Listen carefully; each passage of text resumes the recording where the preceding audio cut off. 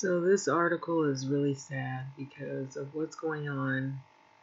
Those of you probably already are looking at the developments of the Ukrainian and Russian issue, and there's a war going on. But sadly, racism is still involved wherever anyone of color is. And despite the horrible things that are happening to people of the Ukraine, because you should know this, racism is rearing its ugly head, even in a war-ridden Ukraine. And it's sad because no matter how crazy things get, racism somehow, if it's involved, it's very evident that you're never allowed to forget who you are. And even if you are out of the US as a person that is black. And so this is by Ida Harris.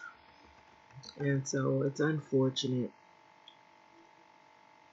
as we all are trying to be in solidarity for a lot of people who are in the country of Ukraine. And there are black people that were born and live in the Ukraine. Because you should know, on the third day of Russia's mindless attack on Ukraine, it seems that racism and white supremacy has reared its ugly head again. The unfortunate hashtag Africans in Ukraine is trending on social media after multiple videos were tweeted claiming to show discrimination toward the Africans in Ukraine, who were among legions of humans scrambling to safety. So this practice has been observed in China as well. So during the pandemic, and in the many cases where black people experience themselves in dire straits and seek the same asylum and human treatment as those around them, but do not share their racial makeup. And so it was all posted on social media and Twitter users. And you could see they shared a number of disturbing recordings that showed Nigerians in despair, a woman rocking an infant reported to be 2 months old in less than 3 degrees Celsius temperature, and the caption that stated that much of the African community was stranded at a Ukrainian border were women and children in desperate need of aid and hostels, places to live. And so this is a guy who on Twitter, he is basically reporting to you about the Africans in Ukraine. And so I thought this was an important article to make mention of this because I know some people are looking at all of this, but what are the Africans or the black people of Ukraine? How is life there? Well, we see how they're being treated in the event that is occurring right as we speak. So hashtag Africans Ukraine. So this is by Damilar or Demarle. So I maybe demolished your name. Sorry for that. So it says current hashtag Spaces host that is sharing information of Africans on the ground in Ukraine. Join an ad.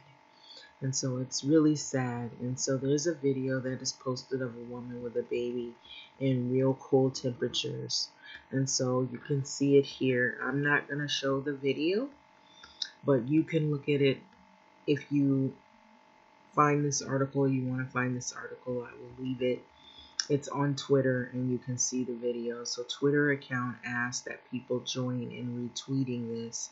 Use the hashtag Africans of Ukraine or Africans Ukraine in mentions. Okay, so Red Cross, UNICEF, so they're also experiencing the horrible trauma of being displaced and not having food or any shelter and having children and maybe death.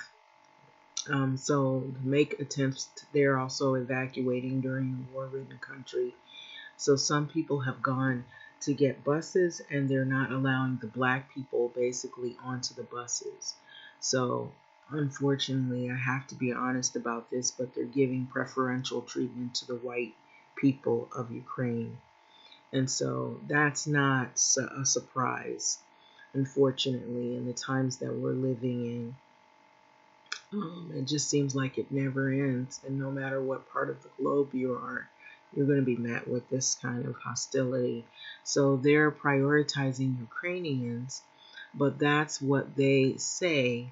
So a woman named Sky told the platform, as she and her fiance made their way to Poland by car.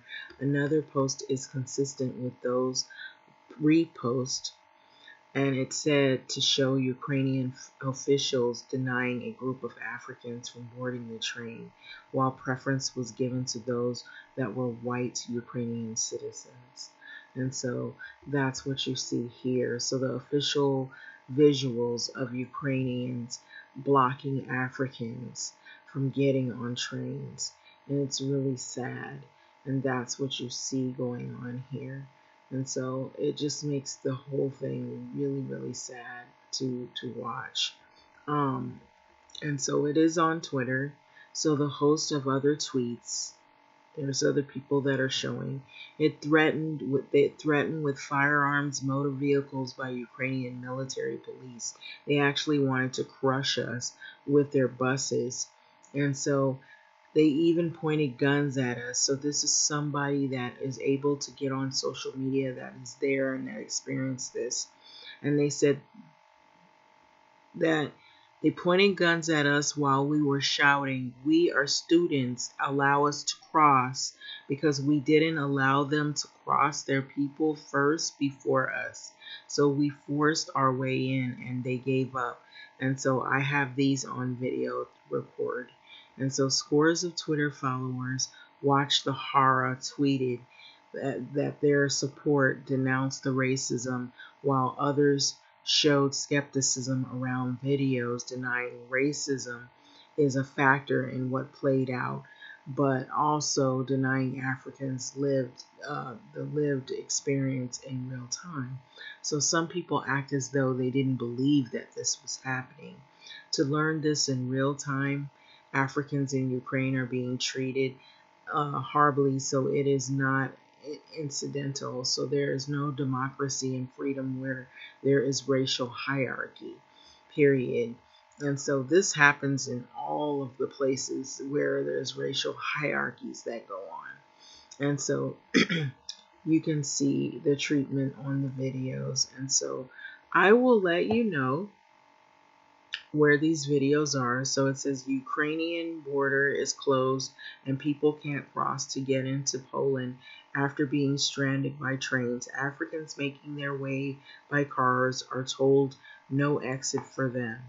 Okay, and so basically you're left stranded. So is it really closed, or are they checking males 18 to 60? Our Ukrainian citizens aren't leaving? And the trains, there was a lot of chaos. I saw in the news a white Ukraine family interviewed, and they couldn't find transport and went back home. Is it really about race? So this is somebody asking, or actually this is somebody that's skeptical, okay, that it has anything to do with race. But people who actually are there, or people who actually know people there, say that it is about race. And then some people think that it was race baiting. So there's very, very much a conversation that goes on underneath all of this. And so this is interesting. And so according to Business Insider, Ukraine became home to thousands of Africans who now find themselves trying to escape the country, had been seeking medical, engineering, and technical degrees at an affordable tuition. So that's why you had the large number of Africans that were in the Ukraine to begin with. But they're being mistreated, from what I've been told here by some of the fellow country African people. that have said that they have been treated wrongly. They're not being allowed to seek asylum in the same fashion as their white Ukrainian counterparts. So anyway, having said that, I'm going to let you see the name of this article. It's from out of the Madame Noir, and it's called Because You Should Know, Racism Rears Its Ugly Head in the War-Ridden Ukraine, and this is by Ida Harris. And so I thought this article was very fitting. This means it shows this is supposed to be Black History Month, or it's the end of it. And then we had a war that resulted in the middle, and here we have yet again another incident, not even here in the US, of racism or discrimination, or both. It's unfortunate, but yeah. So there's a slew of videos on Twitter, and so if you want to look at where the videos begin or happen, it's in this article.